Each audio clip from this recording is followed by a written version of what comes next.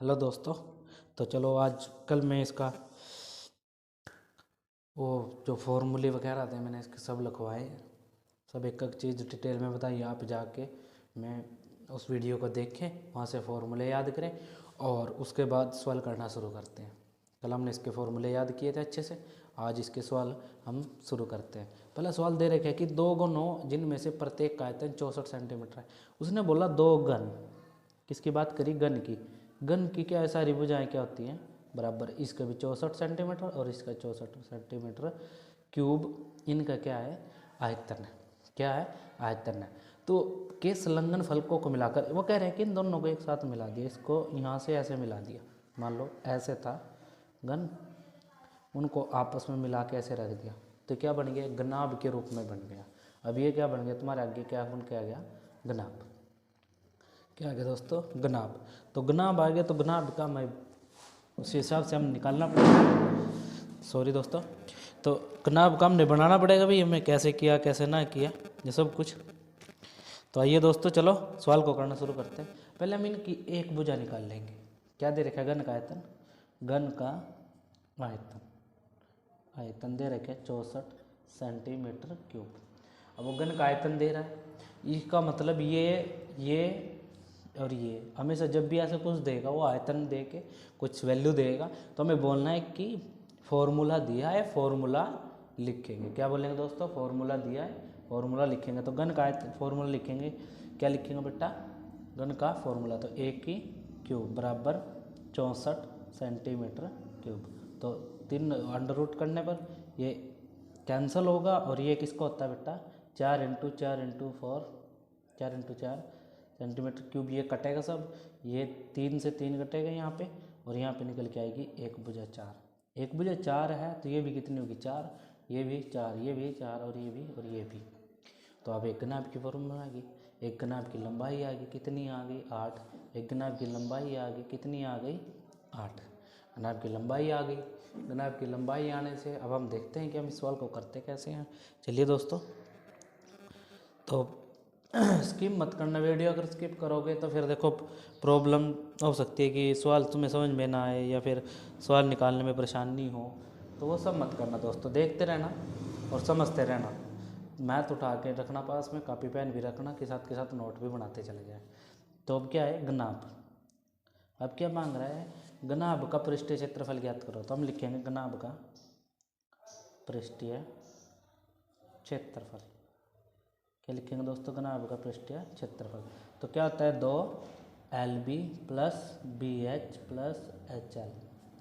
ये आपको लिखना है, इतना आपको पेपर में काम करना है। अगर ये सवाल आता है 3 से 4 नंबर में, तो इतना काम देनी है इसको, इतनी इज्जत देनी चाहिए सवाल को, तभी वो तुम्हें नंबर दे के जाएगा। तो घनाभ का क्षेत्रफल ये हमें पता है कि 2, लेंथ अब बन गई 8, ब्रेथ चौड़ाई अभी 4 ही है, प्लस ब्रेथ वही 4, हाइट जिसके पीछे की हाइट है वो भी कितनी है? उलझो मत बिल्कुल भी कि अभी आप इस बात को सोच रहे हो कि बात बढ़ेगी, नहीं। अगर आप इसको ऐसे रखोगे ना, ऐसे ऐसे, तो इसकी लेंथ बढ़ेगी। फिर कहीं पर भी रख लो, कहीं भी रख लो, इसकी लेंथ बढ़ने वाली है, ये इसका जो भी होगा वो बढ़ने वाला है। तो यहाँ आ जाएगा 4 × 4। तो हमें समझ में आ गया, ये 8 × 4, सॉरी दोस्तों यहाँ प्लस आता। तो अब इसको हल करेंगे 2, 8 चौक 32, पहले गुणा करेंगे फिर प्लस, चौक चौक 16 और 8 चौके 32, ये था। तो 2 इनको जोड़ेंगे, 2 और 6 8, 8 और 2 10 की 84 लग गया 1, 3 3 2 6 1 7 और 1 8। अब इंटू ब्रैकेट का मतलब यहाँ पर क्या है? गुणा। तो 2 × 80 तो कितना होगा? 160। इस सवाल का आंसर आ गया 160। ये हमेशा 2 से 3 नंबर में देखने को मिला है, लगभग आता ही है पेपर में, हमेशा देखने को मिला ही है। तो प्लीज़ दोस्तों इसको इतनी इज्जत तो देना ताकि तुम्हें नंबर दे के जाए। तो चलिए दोस्तों, अब दूसरा सवाल करते हैं। इस सवाल का क्या बोल रहा है कि एक कोई बर्तन के खोखले अर्धगोले के आकार का है, जिसके ऊपर एक खोखला बेलन अर्धरोपित है। अर्धगोले का व्यास 14 सेंटीमीटर, इस बेलन का कुल पात्र की ऊंचाई 13 सेंटीमीटर है। इस बर्तन का आंतरिक पृष्ठीय क्षेत्रफल ज्ञात करो। तो चलिए दोस्तों ज्ञात करते हैं। क्या दिया हुआ है? नंबर 2 सवाल क्या बोल रहा है कि एक एक बर्तन है जो अर्धगोले के आकार का है। थोड़ा आपको बड़ा बनाना है, बिग बना लो, कोई ऐसी बात नहीं है, आप घबराना नहीं है बिल्कुल भी। आपको वहाँ पे अच्छे पेज मिलने वाले हैं और आपको काफ़ी टाइम मिलने वाला है वहाँ पर भी। तो एक खोखला अर्धगोले का आकार का, इसके ऊपर क्या एक बेलन टिका हुआ है, एक बेलन टिका हुआ है। इसके यहाँ से शेप बना लेते हैं, यहाँ से भी थोड़ा इधर उधर हो गया, कोई बात नहीं। ये पूरी की पूरी ऊंचाई कितनी दे रखी इसने? 13 सेंटीमीटर। कितनी दे रखी? 13 सेंटीमीटर। और दे रखे साथ में उसने कि अर्धगोले का व्यास, इसका यहाँ से यहाँ तक व्यास कितना है? 14 सेंटीमीटर। तो आपको ये सब चीज़ें लिखनी है, जो इसने दिया हुआ है ना वो चीज़ें आपको लिखनी है, साथ के साथ लिखते चले जाना है कि अर्धगोले का व्यास क्या लिखना है? अर्धगोले का व्यास कितना दे रखा है? 14। और तो अर्धगोले की त्रिज्या रेडियस, तो 14/2 कैसे निकालेंगे? हाफ करके, ये आएगी आर कितनी आएगी? 7। और बर्तन की ऊंचाई, तो पूरे बर्तन की ऊंचाई कितनी है? 13 सेंटीमीटर।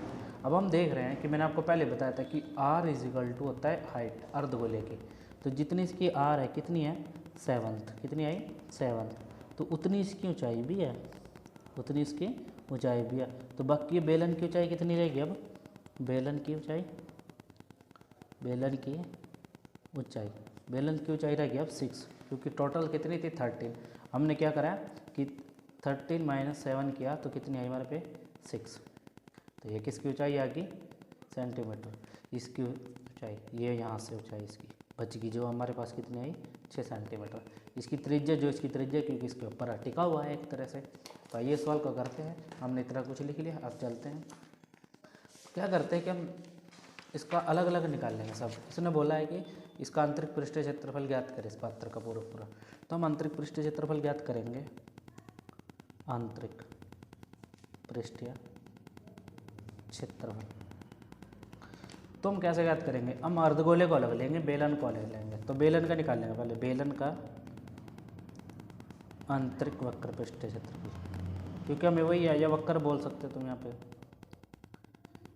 पृष्ठीय क्षेत्रफल क्या होता है? 2πr/h। 2πr/h। तो यहाँ पर हम और तरीका भी कर सकते हैं, दोनों को जोड़ भी सकते हैं, पर ऐसा नहीं करना है, वहाँ पे कंफ्यूज हो जाता है। कुछ थोड़े बच्चे ऐसे होते हैं कि पूरे साल या वीकली कभी बेंच पे आगे पीछे 1-2 दिन छुट्टी लगी किसी कारण, तो वे समझ नहीं पाते हैं कि किस तरह करना है। तो पहले बेलन का अलग निकालना है। क्या है बेलन का? तो बेलन का निकालना है 2 गुणा पाई का मान 22/7 रखना है। आर जितनी आई थी, कितनी आई थी? 7 आई थी। ऊंचाई, बेलन की ऊंचाई कितनी बची की थी? 6। तो ये कट गया यहाँ से, यह गया 22 दूनी 44 गुणा 6। तो 6 चौके 24, 80 लगा 2, 6 चौके 24 और 2 26। ये आएगी बेलन की आंतरिक वक्र पृष्ठीय क्षेत्रफल। क्या गया? आंतरिक वक्र पृष्ठीय क्षेत्रफल। अब हम निकालेंगे अर्धगोले का। किसका निकालेंगे बेटा? अर्धगोले का आंतरिक वक्र पृष्ठीय क्षेत्रफल। तो अर्धगोले का निकालेंगे। अर्धगोले का निकालने का मैंने आपको पहले बताया था कि क्या होता है? 2πr²। 2πr²। तो 2 गुणा 22/7। आर कितना था? 7 × 7, तो कट कैंसिल हो गया। अब ये 2 दूनी 4, 2 दूनी 4 × 7, 7 चौका 28, ऐसे लगा 2, 7 चौका 28 और 2 30। अब ये आ गया। अब दोनों को जोड़ेंगे, इसमें जोड़ेंगे अर्धगोले प्लस बेलन का आंतरिक वक्र पृष्ठीय क्षेत्रफल। इन दोनों को जोड़ेंगे, क्या लिख रहा है? 200, इसका है 308 प्लस 264 बराबर 8 और 4 12, 6 और 0 और ऐसे लग रहे थे 7, 2 और 1 5। तो कुल बर्तन का कितना आ गया? 572। ये हमने ये क्या किया हमने दोस्तों, ये बेलन का आया था और ये अर्धगोले का आया था, और ये दोनों को जोड़ के इसका संपूर्ण पृष्ठीय 572 आंसर, यही हमसे मांग रहा था। तो चलिए दोस्तों, अब इसका करते हैं तीसरा क्वेश्चन। क्या बोल रहा है तीसरा क्वेश्चन के अंदर कि एक खिलौना त्रिज्या 3.5 सेंटीमीटर वाले शंकु के आकार का है जो उसी त्रिज्या वाले एक अर्धगोले पर अर्धरोपित है। इस खिलौने की संपूर्ण ऊंचाई 5.5 सेंटीमीटर। इस खिलौने का संपूर्ण पृष्ठीय क्षेत्रफल ज्ञात करो। इसमें पिछले में दिया था बेलन और अर्धगोला, इसमें दे रहा है कि शंकु और अर्धगोला। तो अर्धगोले के ऊपर आरोपित है कोई शंकु ऐसे रखा हुआ है, मान लो ऐसे रखा हुआ है, ठीक है। तो क्या दे रहा है, तीसरा सवाल, तो क्या दे रहा है इसकी खिलौने की त्रिज्या। खिलौने की त्रिज्या यहाँ से त्रिज्या दोनों विषय है, तो अर्धगोले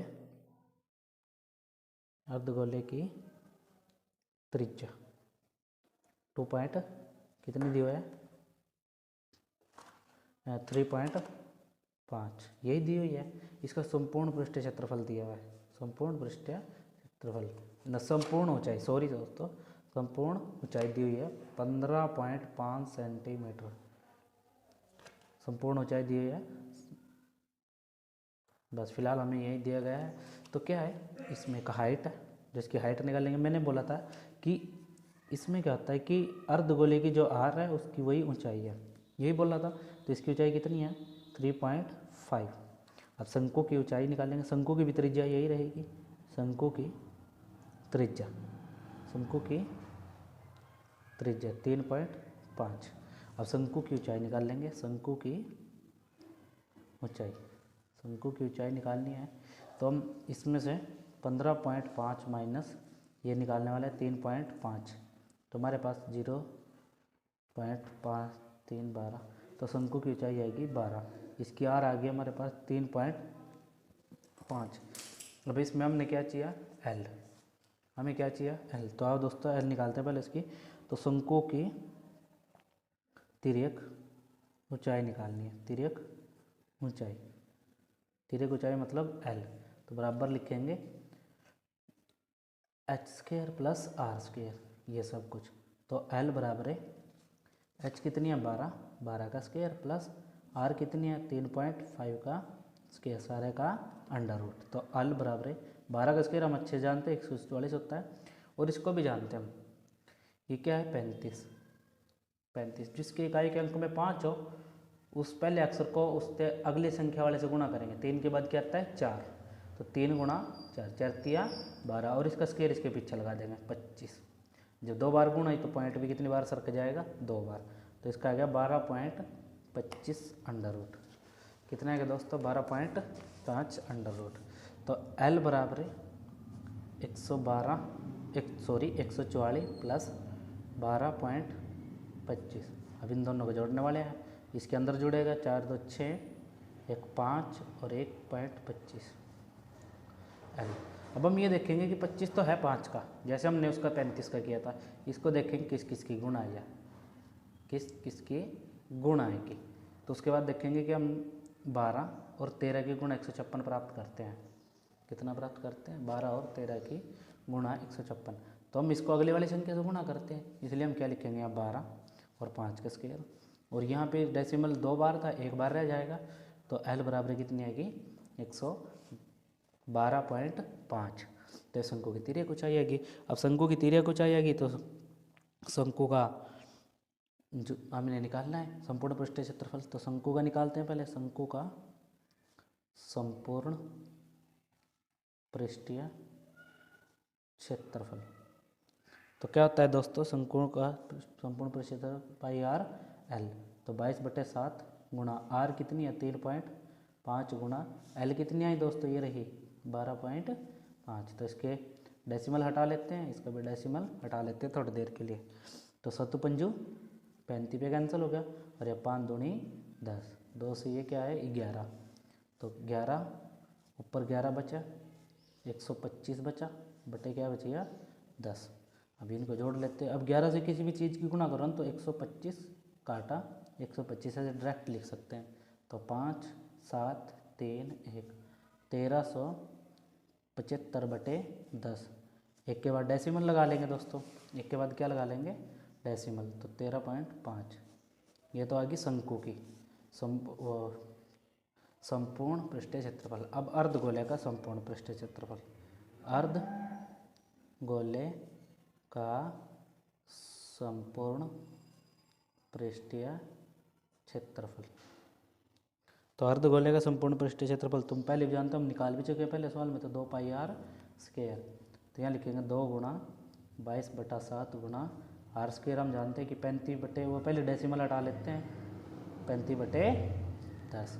तो 7×5 35, 5 दूनी 10, 2 से 2 कट गया।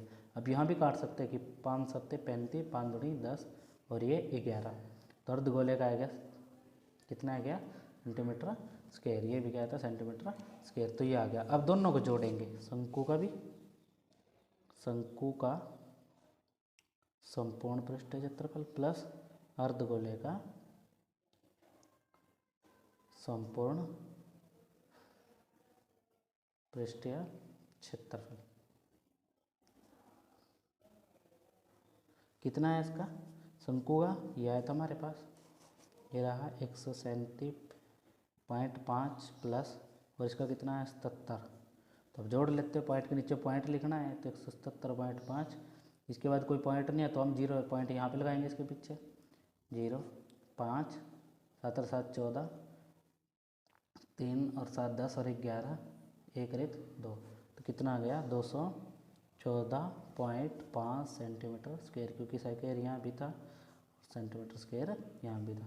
तो यह आ गया उसका खिलौने का, क्या मांगा हमसे इसमें कि खिलौने का संपूर्ण पृष्ठीय क्षेत्रफल। तो लिखना है दोस्तों यहाँ पे खिलौने का संपूर्ण पृष्ठीय क्षेत्रफल। तो ये हमारा आंसर आ गया दोस्तों। थैंक यू दोस्तों, चैनल को सब्सक्राइब करना, लाइक करना और शेयर जरूर करना। प्लीज़ दोस्तों सब्सक्राइब जरूर करना मेरे दोस्तों।